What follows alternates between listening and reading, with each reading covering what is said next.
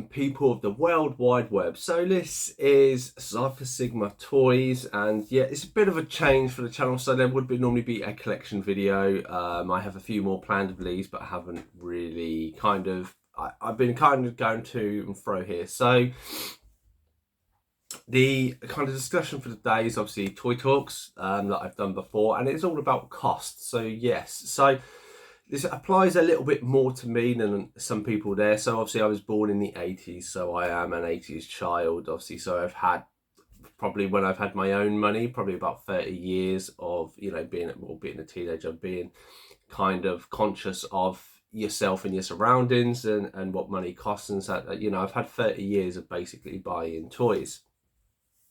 And cost is a massive thing. So people back in the day remember, you know, like we would go to the toy shops and the little figures would be £5-10, you know, maybe a tiddly bit more. You know, the vehicles would be £40-50. You know, then you would have the really massive sets, which would be £100, and that was a lot of money for that time. And that's kind of where I brought up, I think the most expensive thing I would have had near was, I think, Countdown, the big Transformer. I think my dad got me, I think that's close to 100 maybe back in the day, in the 90s. And then I've had Ecto One for Christmas, which I think was like £50-60 when it was released, if I'm right. I say my figures could be slightly off. It's a long time to go into these things. And then you kind of fast forward to present day. Obviously, when I started recollecting was 8 years ago, and earlier on it was the time of the £20 and the £10 figures. So you had the really kind of cheapish figures that were £10, and then you had stuff like Marvel Legends that were £20.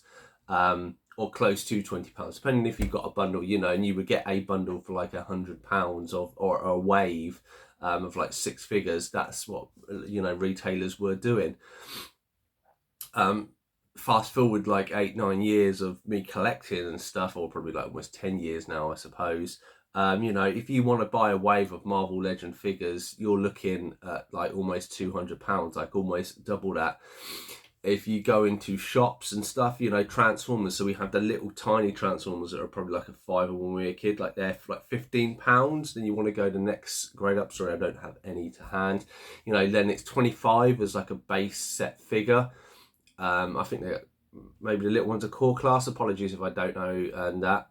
And then obviously it gets into the Voyager stuff, which on average it's like £30-40, close to 50. And then you get the massive big figures that are like almost £100 when they first come out. Now, with a lot of things, we have FOMO, which is obviously the fear of missing out, and this is something that does massively come into play quite a lot, because these figures, there's sometimes a limited amount that are produced, or, you know, scalpers and stuff do like to try and pick them up and stuff, and it's really hard for most people to get hold of these, or you really want like pre-order. Specifically, I would say, like, I think it's the 86 Optimus Prime, which I think is almost like $89.99. That he's come out, and I think I've seen people, way over 100 people, trying to send him already, and it only just coming out, let alone when the figure starts to go. A lot of people have him, or a lot of the stock's gone, and then this is when the prices really start to rock up. And it's very much something you don't realise as a kid, and I don't think was there as much back in the day. Obviously price do fluctuate, so obviously what is, you know, so from when we're a kid to when we're now, that has a big fluctuate. But what I'm trying to kind of focus on is, like, say, almost the 10 years of when I was collecting. You know, as I say, when I was collecting Marvel Legends, they were like £20. Now they're like £25-30. You know, you got these double boxes like 60-70. I think the last one I got was like £80-75 for like Banshee and the 2 other, Forge and someone else. I want to say maybe Phantom X, I can't remember. But having that set, you know, it's like £80 for 3 figures, where it would normally be like £60 when I first start collecting. Like Transformers, I've started to kind of ease myself back into. But again, you know, if I'm looking for one of the bigger figures, I'm looking, 25 quid is normally what the standing charge is. You know, it may come down to 20, but that's still quite a lot for a tiny little Transformer. Obviously the quality and how they're made and how they transform compared to what was G1 was vastly different. But I think because the materials and the price of everything has changed, it's really hard to kind of take that into consideration and then move it like another 30 years. Obviously, they just do what they do with them. You know, unfortunately, Transformers, I think, are very much using this as an example, can be quite brittle and quite thin plastic. And obviously, you have all these then kits on the second-hand market that kind of fill the blocks in and stuff like this.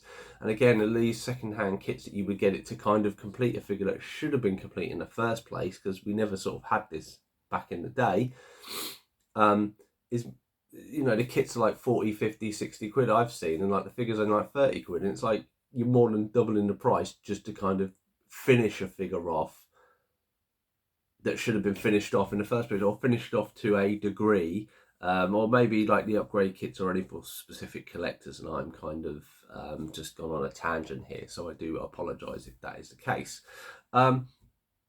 But yeah, cost is very much involved. I say, as the recent poll, or a poll that came out a little while ago, is that 1 in 4, you know, toys are bought by adults, and I think that was last year or something, or the year before that came out. And this year I think it's even more adults are buying toys. More toys are being built for the adult collector, because obviously they have the money and that's where they go, and kids aren't buying as much. Kids are on their phones, you know, they have everything kind of in their hands, like a games console or that, and there's no money to be made. So that's why then, you know, playing on our nostalgia and stuff and redoing all of this stuff, obviously, while they're doing all of G.I. Joes. You know, when G.I. Joes come out, they were little figures like this.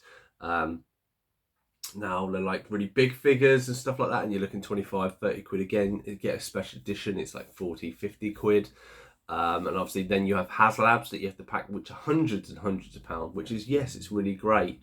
There is like this avenue for the adult collector and that you attain it. But I kind of feel like, where do we stop with this? Obviously, a lot of people back to Hasbro Labs, which anybody who doesn't know, basically they come up with this design, they put it online for a period of time, and basically you pre-order it.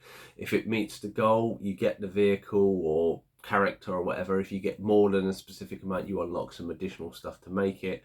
If you don't reach that target, you don't get it. But as soon as it's back, then you have to pay it. And they can be 300, 400, 500 quid, even more in some cases. That's on the normal market, let alone the second-hand market, what half of these goes for. And yeah, it's really cool that some of this stuff is made, like the Unicron and that. I did really like that.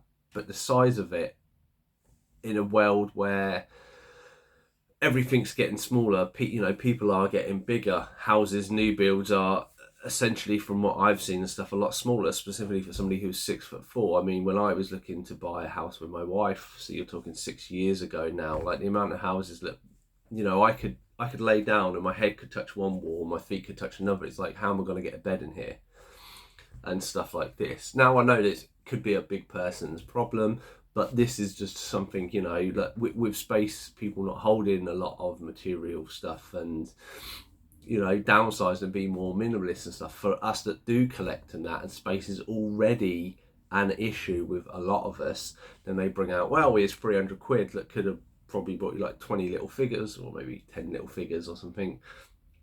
You have this massive thing that then takes up a quarter of your space, and then you're kind of buggered for one of a better term of, oh, okay, the next thing I bought, how am I going to display this? I say, this is one thing I do, and why I kind of refresh everything up. People obviously do then sell their collections and stuff like this. I think the nostalgia hit, the 80s and stuff, all this popular stuff has very much come back. You know, we have, like, obviously we've had in the past 10, 15 years, all the Transformer movies. We've got a G.I. Joe movie coming along, the comics are coming back and all this stuff, and you know, all these toys are coming back, and it's all hitting it. But it's like, at what cost? You know, essentially what your parents could have done and bought you when you were a child.